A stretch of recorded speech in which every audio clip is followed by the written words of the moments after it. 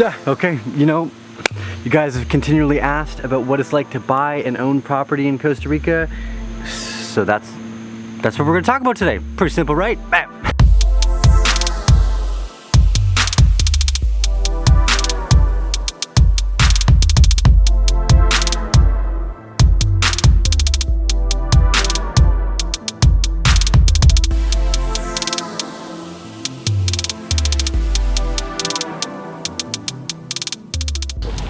See, so this is one of the important reasons why you want to find a community as well as a property. They're currently been fixing up Dominical. They're planting all these nice plants right here. So now that you can see all the work that they're doing just as we enter here, let's go take a look at the feria.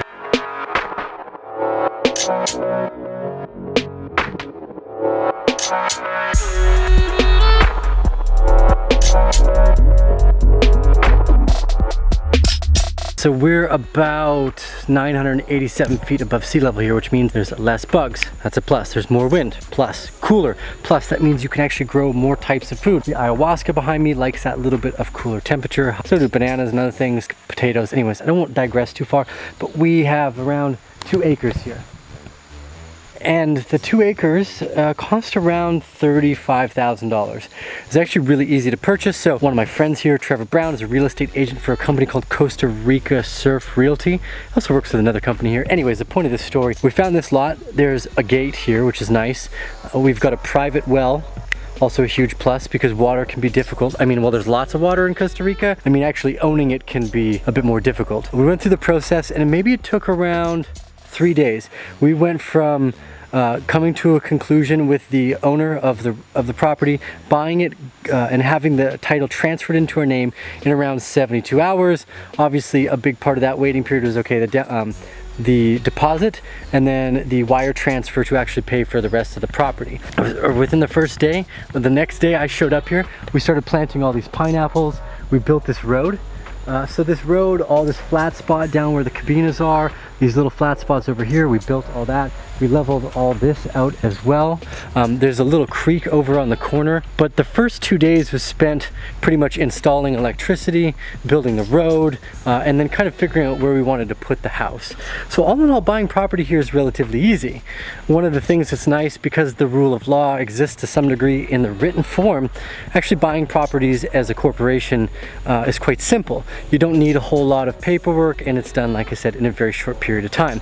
The other nice thing, and that people ask a lot about, is taxes. So there is a fairly low tax rate here. You might want to check with your accountant or whoever your real estate agent is, but I'm pretty sure it's around 1% a year. For me, it's around $500 a year, which is pretty cheap. Okay, so I know a lot of you are probably thinking, let's get down to some of the logistics here and let's really look at the time and the money that's put into the infrastructure. For instance, the road, the gravel, and as well as over here we have the electricity that were all brought in just a matter of a week. So here we are, right? 72 hours in, we already have ordered the roads, we've built canoas, like this stuff. Water is hugely important here, not just for drinking, like where the water was going to go and how it was going to move around the house. That's what all this infrastructure layer was. That took about maybe 2 weeks. It's probably around 60 hours of backhoe work and maybe 2 or 3 dump trucks of really hard gravel to pack everything down. The foundations of the house are quite deep, so we didn't have to let it settle, which is a positive thing. And the electricity was around a $250 call from ISE. They bring the line up and everything. It was actually very helpful, so I wouldn't worry about that too much. The lawyers, the real estate agent, those are some more, those are other costs that you might be wondering. The real estate agent, I think his cut comes from the seller's side anyway, so it's already baked into the price for you. The lawyers do cost a little extra, although I guess it depends on what lawyer you're working with. Being able to speak Spanish, obviously, since we're in Costa Rica, is of huge importance, but I would suspect that whatever country you're looking at, knowing the language that's spoken there is obviously one of the key factors.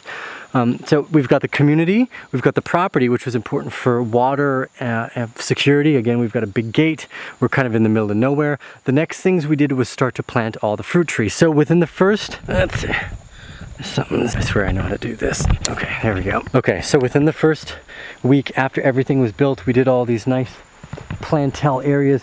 We started planting fruit trees. We actually planted 150 fruit trees from banana we've got breadfruit pan, guanabana, lemon dulce, mangosteen. There's chocolate, cacao.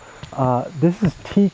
You've got all these beautiful, what is this, mandarina and oranges. So right off the bat, within the first 2.5 weeks, we had a road, plantels, electricity, the private well put in, and then we added around 10,000 liters of water storage on top of the well, because it's just a pump. Anyways, all in all, it was about a month before the property was ready, and with, I think, we're getting around 60 hours of backhoe work, maybe around $60 an hour for backhoe. You can do your own math there, but the property had probably already increased at that point around 30%. So it's quite a big difference. So just the general infrastructure alone, buying property in Costa Rica is very easy. A lot of people here do speak English, so that's very helpful.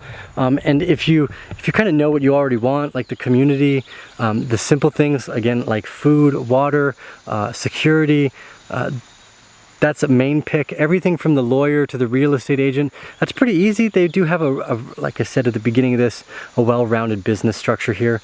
So I think moving to Costa Rica, it's a great idea. It was a great investment for me, and one of my favorite parts about living here is growing all this fruit.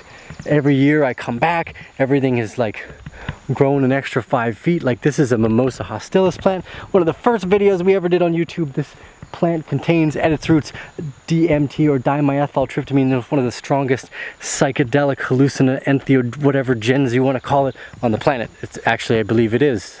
Not one of, it is. So being able to grow those things like this, I grew this from a seed. Like that's pretty remarkable to me.